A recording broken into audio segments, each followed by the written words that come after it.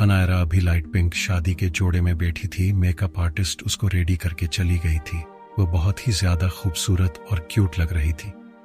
अनायरा दिखने में बहुत क्यूट और प्यारी थी, पर उसने अपने चेहरे पर सख्ती का कफन पहन रखा था। ये बात जो भी देखे उसे पता चल जाता था। पर अनायरा के गुस्से के आगे उसके पापा भी कुछ नहीं बोल पाते थे। अनायरा इस वक्त किसी आसमान से आई खूबसूरत परी की तरह लग रही थी, पर कमी थी तो उसके चेहरे पर मुस्कुराहट की, जो इस वक्त नहीं थी। उसके आंखों में एक अनकही उदासी थी, जो किस लिए थी किसी को नहीं पता। अनायरा ने ड्रेसिंग टेबल पर रखा अपना फोन उठाया और उसमें किसी की फोटो देखने लगी। ये फोटो किसी लड़के की थी जो दिखने में बहुत ज्यादा हैंडसम था और उसकी उम्र भी करीब 27 साल लग रही थी।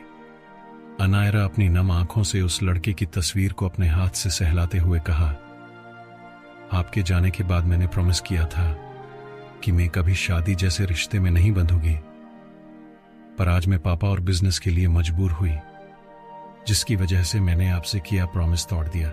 मुझे माफ कर देना। आपके जाने के बाद मुझे प्यार और शादी से सख्त नफरत सी हो गई है। मैं ये शादी अपनी मर्जी से कर तो रही हूं, पर इसका कोई फ्यूचर नहीं है। मैंने सिर्फ 2 लोगों से प्यार किया था, एक पापा और एक आप।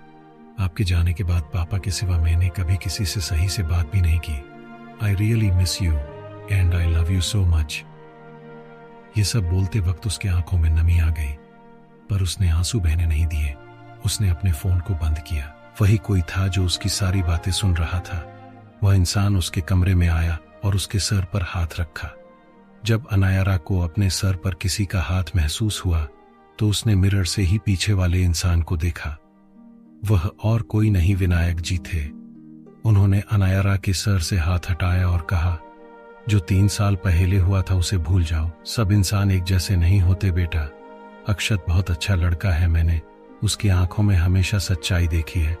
मेरा भरोसा करना, वह तुम्हें कभी हर्ट नहीं करेगा। भले वह शादी जैसे रिश्ते में विश्वास नहीं करता, पर वह शादी जैसे पवित्र रिश्ते की अहमियत समझता है। वह तुम्हें हमेशा एक पत्नी होने का हक देगा। सिर्फ एक हादसे से शादी जैसे रिश्ते से यकीन न करना सही नहीं है बेटा। एक बार इस शादी को मौका देकर देखो। मैंने तुम्हें कभी किसी भी चीज से पीछे हटना नहीं सिखाया, तो फिर शादी से पीछे कभी मत हटना, समझ गई? अनायरा उदास चेहरे से बैठी थी। अपने पापा की बात सुनकर वह खड़ी हुई और अपने डैड के गले लग गई। विनायक जी की आंखें नम हो गईं, पर वह अपनी बेटी के सामने आंसू नहीं बहाना चाहते, इसलिए उन्होंने खुद को कंट्रोल किया और अनायरा के सर पर हाथ रखा। तभी कमरे में मनाली और स्वरा आई। वहीं नीचे मेंशन के गार्डन एरिया को दुल्हन की तरह सजाया गया था। स्विमिंग पूल के पास एक पिंक और व्हाइट फ्लावर से शादी के मंडप को सजाया गया था।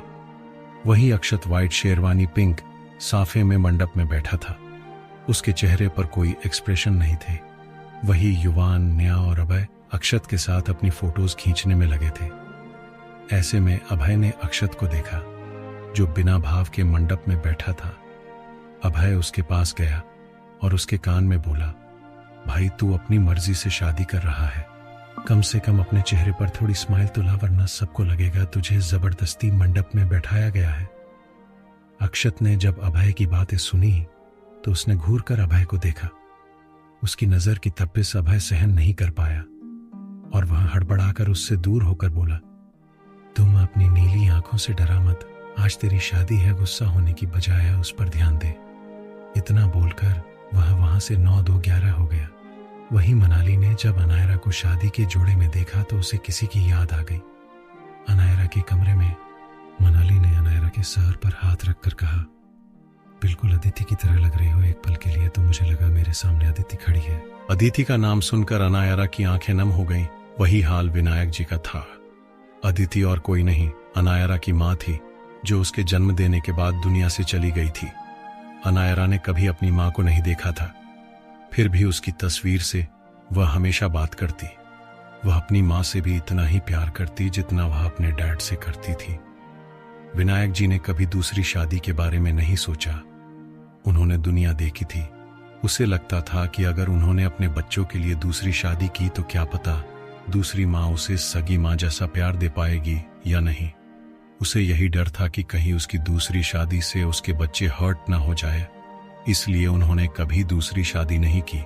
वैसे भी वह अदिति से बहुत ज्यादा प्यार करते थे। वह उसकी जगह किसी को इमेजिन भी नहीं कर सकते थे। मनाली ने जब देखा कि दोनों इमोशनल हो गए हैं तो उन्होंने बात को बदलते हुए कहा, बेटा पंडित जी बुला रहे हैं, मुहूर्त का वक्त हो गया है, चलो। अनायरा अपना चेहरा हाँ में हिला देती है। स्वरा और मनाली जी पहले चले जाती हैं। विनायक जी अपने बेटी का हाथ पकड़कर मंडप में लेकर आते हैं। थोड़े बहुत गेस्ट आए हुए थे। जब उन्होंने अनायरा को देखा तो वह सब उसे आंखें फाड़े देखते ही रह गए, क्योंकि वह बहुत ज्यादा खूबसूरत लग रही थी। वह अभी कोई बिजनेस वुमेन नहीं बल्कि कोई बच्ची लग रही थी जिसकी उम्र सिर्फ 20 साल होगी, पर अनायरा अभी 24 साल की थी। वह बहुत प्यारी लग रही थी।